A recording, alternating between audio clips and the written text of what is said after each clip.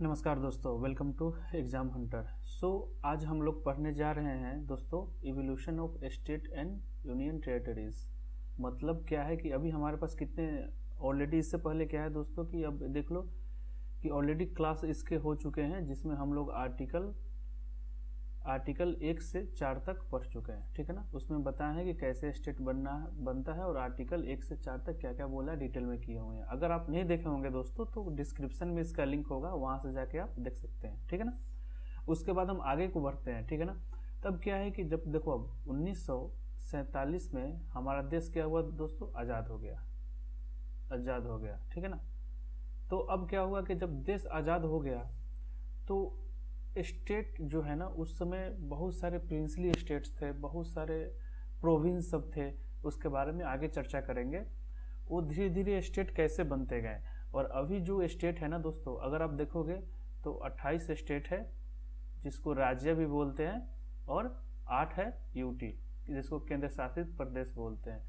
तो जब इंडिया, हमको इसमें क्या पढ़ेंगे हम कि 1947 में जो कंडीशन था और अब का कंडीशन जो हुआ है दोस्तों, अब का कंडीशन क्या है, 28 राज्य हैं और 8 यूटीज हैं। ये कैसे आया है, ठीक है ना, इसके बारे में हम लोग पढ़ेंगे। यहाँ तक क्लियर।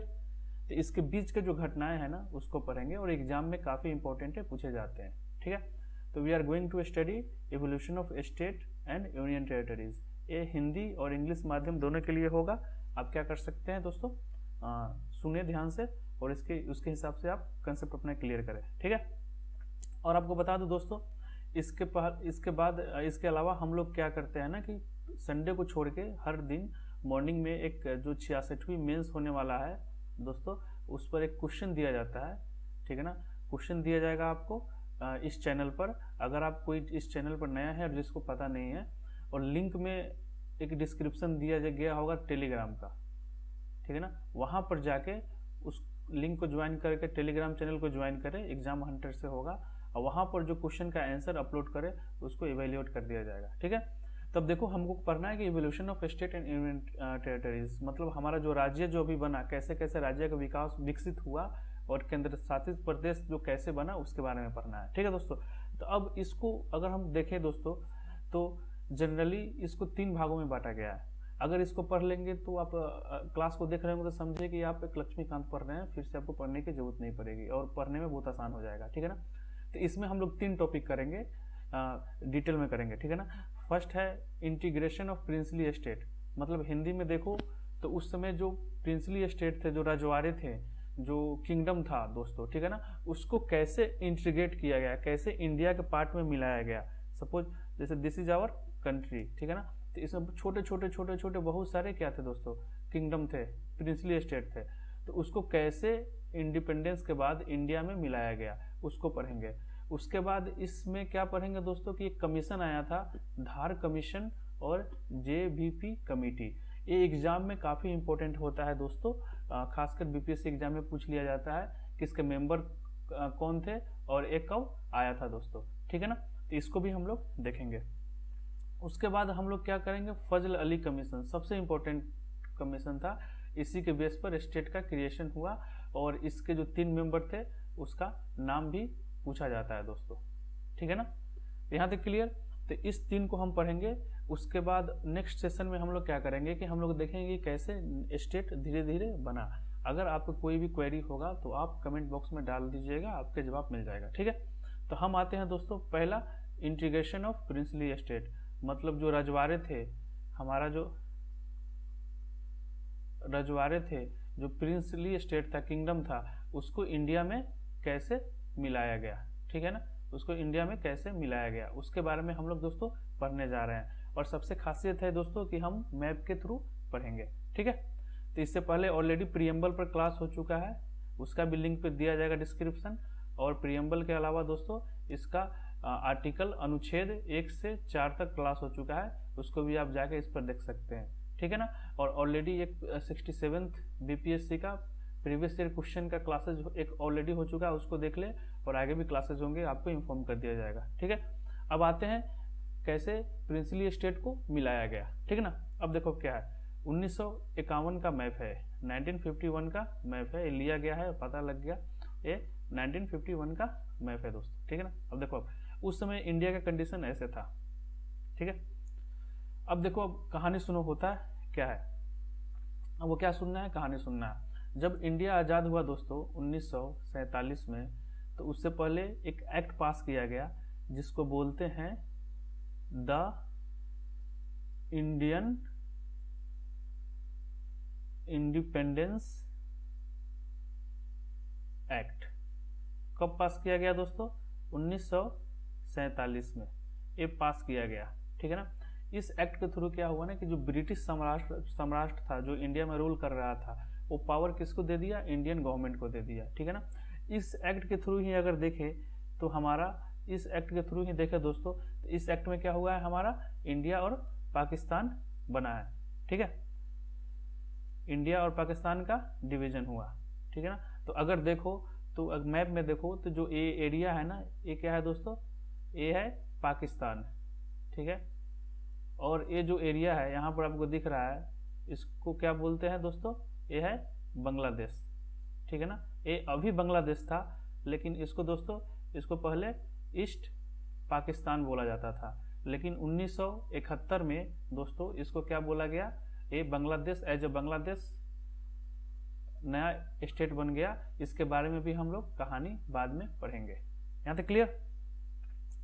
तो द इंडियन इंडिपेंडेंस एक्ट जो 1947 में जो इसको एक्ट को पास किया गया, उसमें क्या हुआ? इंडिया और पाकिस्तान का गठन हुआ, मतलब हमारा जो कंट्री था उसका विभाजन हुआ।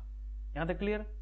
अब इस एक्ट में क्या हुआ था ना दोस्तों, इस एक्ट में अगर देखें तो इस एक्ट का एक खासियत था कि जब इंडिया पाकिस्तान का विभाजन हो गया, तो ये जो लेफ्ट जो वाला जो एरिया बच गया ना, ये क्या हो गया? ये इंडिया हो गया, ठीक है ना। ये क्या हो गया? इंडिया हो गया। अब देखो दोस्तों, इसमें क्या, ध्यान से समझो।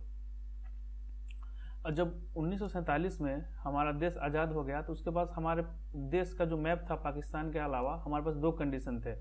एक जो एरिया था ना, उसको बोला जाता है ब्रिटिश प्रोविंस, मतलब हिंदी वाले बच्चों, मतलब ये ऐसा एरिया था जो ब्रिटिश के द्वारा राज किया जाता था, ये ब्रिटिश के कंट्रोल में था। जैसे अभी स्टेट है ना, अभी क्या है, स्टेट है, 28 स्टेट है, वैसे ही उस समय का जो स्टेट था ना, छोटा छोटा, उसको ब्रिटिश प्रोविंस बोला जाता था। मतलब वो ऐसा एरिया जो प्रोविंस, जो ब्रिटिश के अंदर था, ब्रिटिश गवर्नमेंट के अंदर था, ठीक है ना। और सेकेंड जो था ना, वो राजा वाला, राजा का जो किंगडम था, प्रिंसली स्टेट, ठीक है। एक किसके अंदर था? इसके अंदर जो किंग सब था ना, उसके अंदर एक कंट्रोल था, लेकिन ओवरऑल जो हेड था ना, वो ब्रिटिश गवर्नमेंट ही था। किंग जो भी था, प्रिंसली स्टेट भी था ना, वो भी इसके अंदर ही दोस्तों काम करता था। यहाँ तक क्लियर हो गया? तो 1947 में क्या था? दो भागों में बटा हुआ था देश। एक था ब्रिटिश प्रोविंस, ठीक है ना, जैसे अब उत्तर प्रदेश वाला एरिया हो गया, बिहार वाला एरिया हो गया दोस्तों, बंगाल वाला एरिया हो गया। ये सब क्या था? ये ब्रिटिश प्रोविंस थे। इसके जो गवर्नर, इसके जो देख रेख किया जाता था, इस किसके अंदर किया जाता था? गवर्नर के अंदर। जो हर स्टेट के गवर्नर, प्रोविंस के अंदर एक गवर्नर होते थे, राज्यपाल होते थे, लेकिन इसका मालिक कहाँ बैठा हुआ था? दिल्ली में बैठा हुआ था, ठीक है ना। वो दिल्ली से, जैसे अभी जो सिस्टम चल रहा है ना, उससे उस समय सिस्टम था। लेकिन उसके अलावा भी क्या था? प्रिंसली स्टेट थे। तो दिक्कत ये हुई ना दोस्तों कि जब हमारा देश आज़ाद हो गया, जब हमारा देश आज़ाद हो गया ना, तो क्या हुआ ना कि बहुत सारे प्रिंसली स्टेट थे। जैसे अगर आप देखो तो ये हमारा प्यारा भारत, ठीक है ना, ये भारत हो गया। तो उस समय देखोगे ना दोस्तों, तो क्या था ना कि प्रोविंस के अलावा जो प्रिंसली स्टेट थे ना, छोटे छोटे छोटे छोटे छोटे हर जगह थे, हर जगह छोटे छोटे थे, ठीक है ना। तो ओवरऑल अगर इसका संख्या देखें ना दोस्तों, तो इसका संख्या कितना आ जाएगा दोस्तों? 552। सोचो, मतलब 552 प्रिंसली स्टेट थे, उसको इंडिया में मिलाना बहुत ही बड़ी मुसीबत थी। और एक सबसे अच्छा काम इसको मिलाने का कौन किया? इसको सबसे अच्छा काम किया दोस्तों मिलाने का सरदार वल्लभ भाई पटेल। इसलिए उनको लौह पुरुष बोला जाता है, आयरन मैन बोला जाता है, ठीक है दोस्तों। तो अब देखो 552, ध्यान से सुनना, बस कहानी सुनना है आपको, अपने आप याद हो जाएगा। जो 552 जो प्रिंसली स्टेट थे, जो राजा रजवाड़े थे, उसमें से 549 तो आराम से इंडिया में मिल गया, कोई दिक्कत नहीं था, इनको आराम से इंडिया में मिल गया। लेकिन 3 स्टेट ऐसे थे ना दोस्तों, 3 स्टेट ऐसे थे 3 स्टेट ऐसे जिसका नाम देख लो। एक तो अपना आ गया कश्मीर, ठीक है, ये सब नाम याद रखना है, इसके बारे में भी पढ़ा जाएगा हिस्ट्री में। हैदराबाद, और थर्ड क्या था, जूनागढ़। अगर आप देखो, अब एक क्वेश्चन है, आप कमेंट बॉक्स में बताइएगा जूनागढ़ कहाँ पर था, कौन से स्टेट में अभी जूनागढ़ था। ठीक है दोस्तों, कौन से स्टेट में जूनागढ़ है, ये आपको बताना है। तो आपका होमवर्क क्या है, कि जो जूनागढ़ है कौन से स्टेट में है। तो हमने क्या बताया, कि हमने क्या पढ़ा था दोस्तों, कि 552 थे, 552 में से 3 ऐसे थे ना जो मिलने से इंडिया में मना कर दिया। एक था कश्मीर, अब देखो इस सब की हिस्ट्री में हम जाएंगे नहीं, क्योंकि इसके लिए अलग क्लास लाया जाएगा। और सेकेंड था Hyderabad, and third is Junagadh. ठीक है ना। तो आपका क्वेश्चन, आपके लिए क्वेश्चन है कि ये कौन से स्टेट में था, ये अभी है, ये इलाका कौन से स्टेट में पड़ता है, कमेंट बॉक्स में डालिएगा। देखो अब क्या हुआ, तो जब ये 3 स्टेट, जो प्रिंसली स्टेट थे ना, इन्होंने क्या बोला कि भैया हम तो इंडिया में ज्वाइन ही नहीं करेंगे। कश्मीर जो था वो क्या बोला, महाराजा उस समय जो वहाँ के जो राजा थे कश्मीर के, वो थे महाराजा हरि सिंह। इसके बारे में भी हम लोग चर्चा करेंगे। तो हरि सिंह क्या बोले दोस्तों ना, कि ना हम इंडिया में जाएंगे ना हम पाकिस्तान में जाएंगे, हम क्या करेंगे, इंडिपेंडेंट रहेंगे। हम हल्का सा कहानी इसमें सुना देता हूँ आपको कश्मीर के बारे में। हम क्या रहेंगे, हम स्वतंत्र रहेंगे, एक अलग कंट्री बनना चाहेंगे। ठीक है। लेकिन क्या हुआ ना कि जब बंटवारा हुआ पाकिस्तान का, तो पाकिस्तान फौजियों ने क्या करा कि एक नोमैडिक रूप में धारण करके और वो कश्मीर पर अटैक कर दिया, कश्मीर को कब्जा करने के लिए। अब अगर देखोगे कश्मीर का ना, तो कश्मीर का पॉपुलेशन ज़्यादा मुसलमान सब थे, मुस्लिम पॉपुलेशन था, लेकिन वहाँ का जो राजा था ना वो हिंदू था, हरि सिंह था। तो उनके पास कोई ऑप्शन बचा नहीं। उन्होंने क्या करा, नेहरू जी को फ़ोन करा और बोला कि हमको आपको हेल्प चाहिए। तो उसी मौका का तलाश में थे नेहरू जी। उन्होंने क्या बोला कि ठीक है, सबसे पहले तुम एसेशन का साइन करो, मतलब तुम साइन करो कि तुम इंडिया का पार्ट, इंडिया में मिलना चाहते हो। तो उन्होंने क्या करा, हरि सिंह को बोला कि ठीक है कोई दिक्कत नहीं, हम साइन कर देंगे। तो इंडिया में उन्होंने इंस्ट्रूमेंट ऑफ एसेशन करके साइन किया और वो इंडिया का पार्ट बन गया। और उनके इस कश्मीर के लिए एक नया प्रोविजन लाया गया, अनुच्छेद 370, जो अभी हट गया है। ठीक है ना। अब देखो हैदराबाद का जो राजा था ना, वो निजाम था, वो मिलने से ही मना कर दिया। अब सपोज करो, एक कंडीशन देखो कि हमारा भारत है, अब हैदराबाद का इलाका है ना यहाँ पर है, ठीक है ना। तो ये बोला है कि हमको इंडिपेंडेंट रहना है, मतलब ये सब एरिया हमारा, बीच में एक नया कंट्री बन जाएगा, तो कितना बुरा लगेगा। तो इस पर क्या हुआ ना कि पटेल साहब ने क्या करा, सरदार वल्लभ भाई पटेल पुलिस फोर्स के थ्रू इसको अपने कब्जा में कर लिया दोस्तों। ठीक है, पुलिस फोर्स के थ्रू इसको अपने कब्जा में कर लिया। ठीक है, यहाँ तक कोई दिक्कत नहीं है। चलो आगे बढ़ते हैं। लास्ट जो बचा ना दोस्तों, जूनागढ़। जो सवाल है कि कहाँ पर है, आप कमेंट बॉक्स में करके बताइएगा। जूनागढ़ में देखोगे ना दोस्तों, तो इसका है ना, जूनागढ़ को कब्जा करने के लिए इस सब पर एक क्लासेज आएगा, जिसमें आपको कहानी के तरीके से समझाया जाएगा।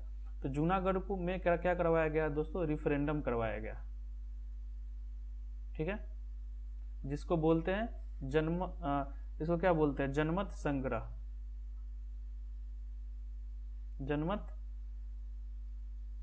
संग्रह बोलते हैं। यहाँ तक क्लियर, इसके थ्रू इसको करवाया गया। ठीक है, यहाँ तक क्लियर हो गया दोस्तों। तब क्या हुआ कि जो 552 जो स्टेट थे ना, वो हमारे अंदर आ गए। अब प्रॉब्लम सॉल्व हो गया। जब प्रॉब्लम सॉल्व हो गया, तो जब हमारे अंदर आ गए, तो पूरे जो इलाका था ना, जो हमारा जो भारत था, प्यारा भारत था, जो ऑलरेडी जो प्रिंसली स्टेट थे, सब को अंदर कर लिया गया। तो हमारा भारत, प्यारा भारत ऐसे दिखा। ठीक है ना। अब इस प्यारा भारत को 4 भागों में बांटा गया। इस जो प्यारा भारत है दोस्तों, इसको कितने भागों में बांटा गया, 4 भागों में बांटा गया। अब 4 भागों में जो बांटा गया, उसके बारे में हम पढ़ेंगे।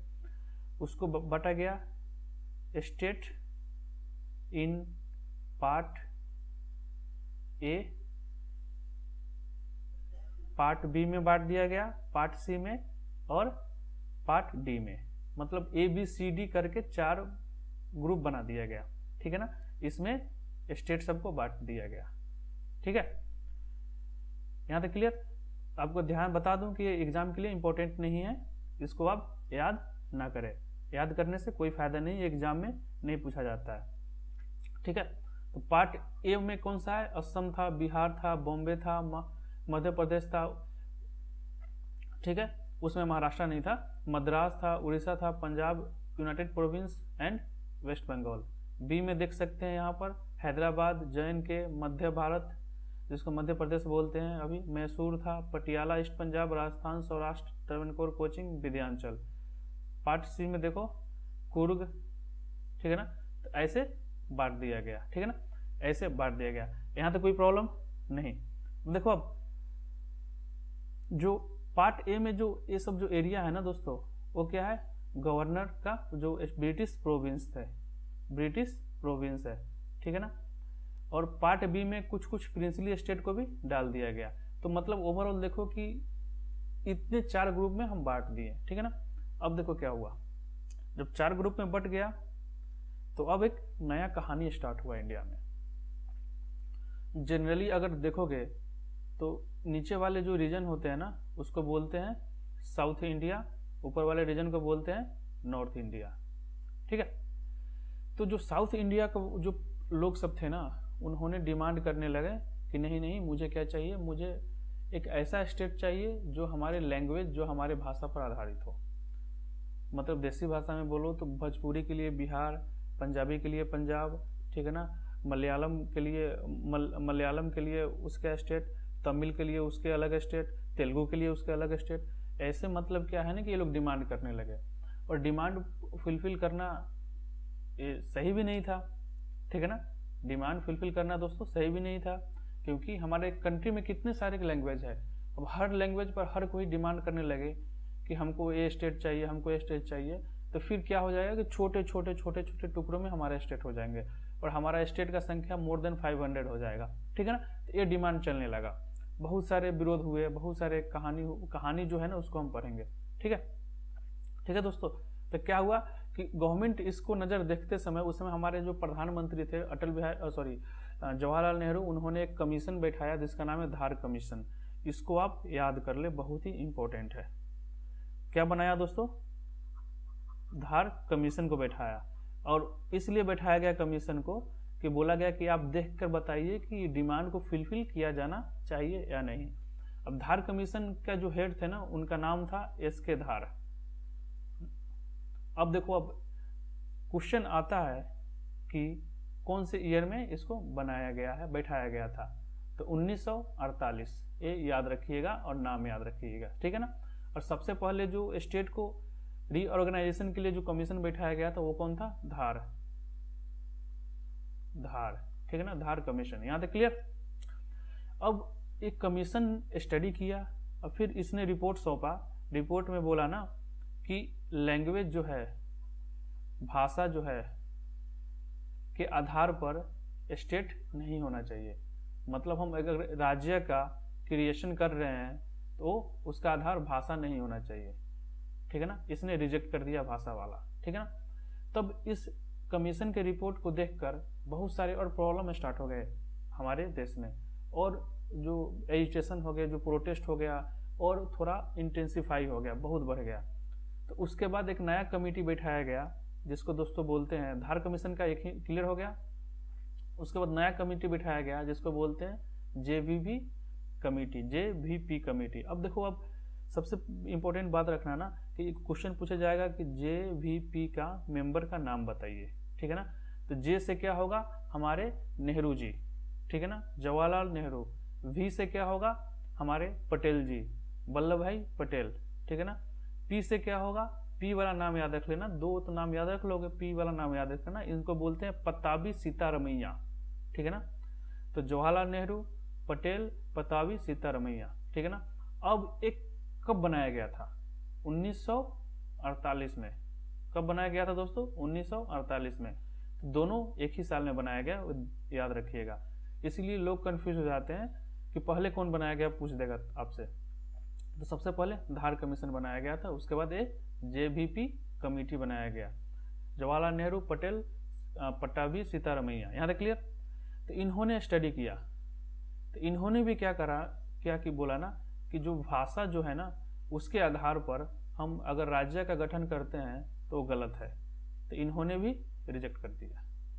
ठीक है, मतलब जो इन्होंने किया वही इन्होंने किया, सिंपल सा भाषा है और कोई दिमाग लगाना नहीं है।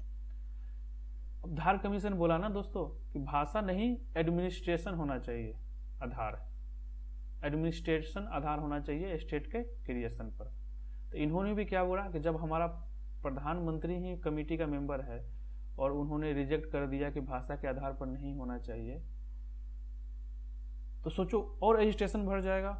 इतना एजिटेशन बढ़ गया ना, इतना विरोध हुआ ना साउथ इंडिया में। कहाँ हुआ दोस्तों? नॉर्थ इंडिया में ये सब नहीं हो रहा था, ये सब ज्यादा साउथ इंडिया में हो रहा था।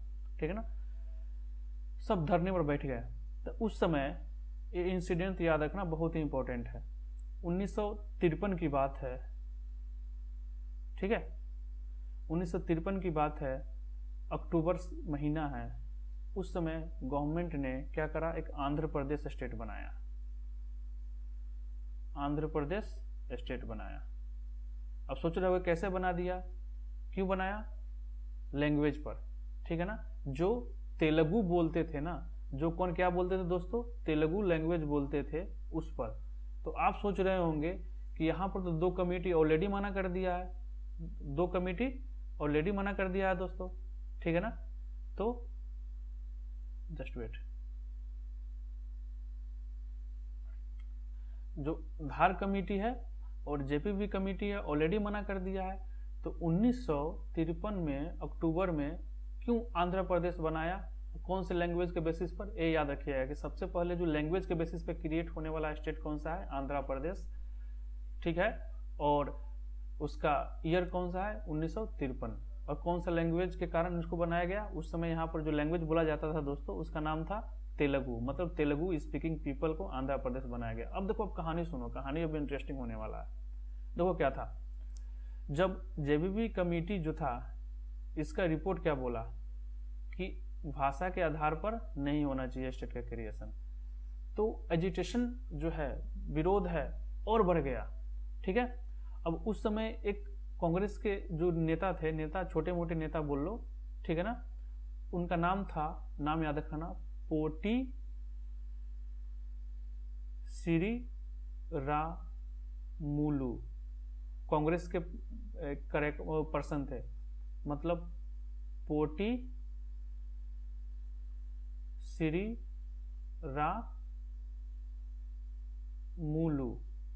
ठीक है ना, इन्होंने क्या किया ना कि ये धरने पर बैठ गए, गांधी जी की तरह भूख हड़ताल पर बैठ गए, फास्ट अनटू डेथ, उस टाइप का भूख पर बैठ गए। और क्या हुआ ना कि 56 दिन के हंगर स्ट्राइक, 56 दिन के हंगर स्ट्राइक, जो भूख हड़ताल जो था, उस पर बैठ के इनका देहांत हो गया, ये डेथ कर गए। यहां तक क्लियर हो गया? तो 56 दिन के भूख हड़ताल पर पोटी श्रीरामुलु का डेथ हो गया। तो जब इनका डेथ हो गया तो गवर्नमेंट को और विरोध होने लगा, वायलेंस भी बढ़ गया काफी। तो गवर्नमेंट को मजबूरन में 1953 में एक स्टेट बनाया जो आज के आंध्र प्रदेश के नाम से जाना जाता है। वो क्या था? तेलुगु स्पीकिंग लोगों के लिए, जो वहाँ के जो भाषा जो तेलुगु जो बोला जाता था वो था। तो देखो क्या था, ये जो आप स्टेट देख रहे हो ना, ये वाला जो स्टेट, ठीक है ना, ये जो स्टेट देख रहे हो ना, ये बना आंध्रा। पहले किसका था? ये मद्रास, जो अभी के नाम, ये मद्रास था, जो अभी जिसको तमिलनाडु के नाम से जानते हैं। तो ये पहले एक था, लेकिन क्या हुआ कि इसका क्रिएशन हुआ। क्यों? क्योंकि ये हंगर स्ट्राइक 56 दिन के किए और मर गए धरने पर ही। ठीक है, यहाँ तक क्लियर?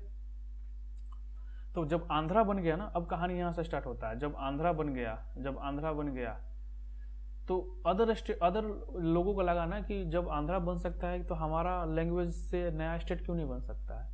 सबका डिमांड मांगना, सबका डिमांड होना स्टार्ट हो गया। सब बोलने लगे कि हमको भी चाहिए, हमको भी चाहिए, हमको भी चाहिए, हमको भी चाहिए। तो गवर्नमेंट क्या हुआ ना कि मजबूरन में एक कमेटी बैठाया अगेन, जिसको बोलते हैं फजल अली कमीशन। ठीक है ना, अब ध्यान दीजिएगा, 3 कमेटी बैठा था। हमने क्या पढ़ा था कि 3 कमेटी के बारे में हम पढ़ेंगे।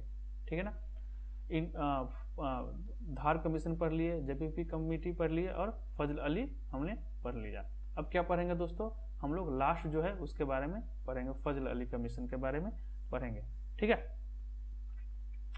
तो सबसे पहली बात कि ये बनाया कब गया, ये डेट पूछ लिया जाता है। तो 1953 में स्टेट इसका क्रिएशन किया। ठीक है, कि आप एक फिर से रिपोर्ट तैयार कीजिए, और ये जो रिपोर्ट सौंपा ना 1955 में सितंबर के महीने में, ये डेट याद रखिएगा, बीपीएससी में पूछे जाते हैं। यहाँ तक क्लियर, 1955 में रिपोर्ट सौंपा। अब देखो क्या, फजल अली को बनाया गया। फजल अली जो कमीशन थे, इसके 3 मेंबर थे। जो फजल अली कमीशन से दोस्तों, वो भी नाम याद रखिएगा, फजल अली जो कमीशन थे, कमीशन बनाया गया था, इसके 3 मेंबर थे। ये तीनों मेंबर का नाम आपको याद होना चाहिए। एक थे फजल अली, सेकेंड थे के.एम. पनिकर,